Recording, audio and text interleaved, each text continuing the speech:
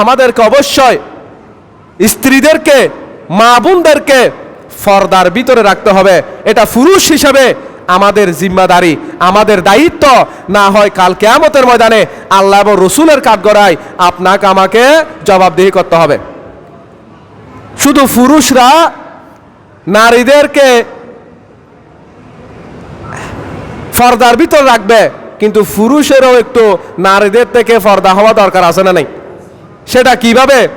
আল্লাহর নবীর স্ত্রী রসুলে পাকের বিবি জান উম্মুল মুমিনিন হযরতে উম্মে সালামা রাদিয়াল্লাহু তাআলা আনহা এই হাদিস বর্ণনা করেছেন।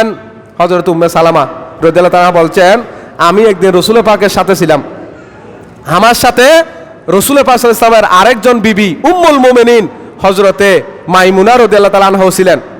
বলছে আমরা দুইজন ছিলাম রসুলে পাকের সাথে। এমন সময় হযরত আব্দুল্লাহ ইবনে উম্মে মাকতুম, ইনি ছিলেন রসুলে পাকের অন্ধ সাহাবী। ওই সাহাবী চোখে দেখতেন না। ওই সাহাবী তশরিফ আনলেন।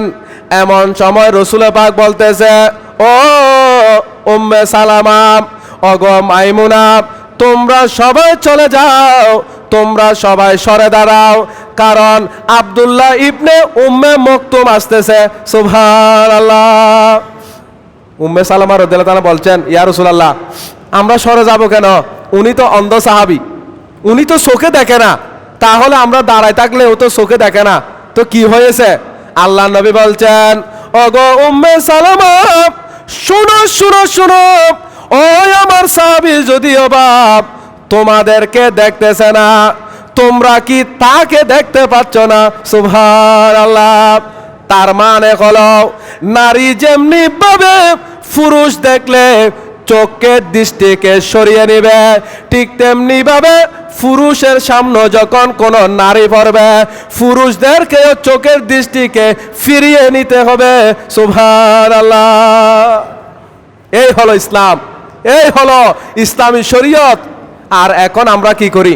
রসুল পাক বলেছেন, কোন নারী যেন একাকী অবস্থায় মুহরম ছাড়া, অর্থাৎ মুহরম মানি যাদেরকে বিবাহ করা ইসলামী শরীয়তে হারাম করেছেন, ওই জাতীয় পুরুষ ছাড়া কোনো মহিলা যেন সফরের মধ্যে বের না হয়।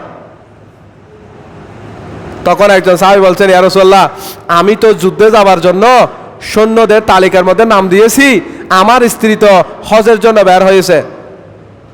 আল্লাহ নবী বলেছেন, তুমি তার সাথে তুমিও যাও। তার মানে তুমি যুদ্ধে যেও না, তোমার স্ত্রীর সাথে তুমিও হজে যাও, তারপরেও তোমার স্ত্রীকে একা বের হতে দিবে না। সুবহানাল্লাহ। তাহলে কি বোঝা গেল? আল্লাহর কোরআন, রসুল পাকের হাদিস থেকে এই কথা প্রমাণিত হয়, কোন নারী যেন পুরুষের হুকুমের বাইরে না যায়, বেপরদা হয়ে যেন ঘর থেকে বের না হয়। সুবহানাল্লাহ। এজন্য এই ওয়াজগুলো মা বোনদের কাছে আপনারা পৌঁছে দিবেন। স্বামী হিসেবে স্ত্রীর কাছে, ভাই হিসেবে বোনের কাছে। এই জন্য আমাদের উচিত হবে আমাদের মা বোন যারা বই পড়ে তাদেরকে যেন হযরতে খাতুনে জান্নাত ফাতেমাতুজ জাহরা রাদিয়াল্লাহু তাআলা আনহার জীবনী বই উপহার দেয়।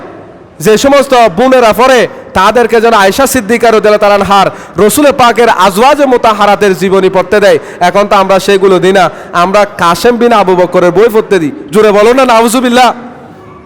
এই জন্য মুসলমান হিসেবে, ইমানদার হিসেবে আল্লাহ বলেছেন, কু আনফুসাকুম ওয়া আহলিকুম নারা, তুমিও বাঁচো, ইমানদারদেরকে বাঁচাও। তাহলে বোঝা গেল ইমানদাররাও, সাধারণ ইমানদাররাও অন্যজনকে জাহান্নাম থেকে বাঁচাতে পারে।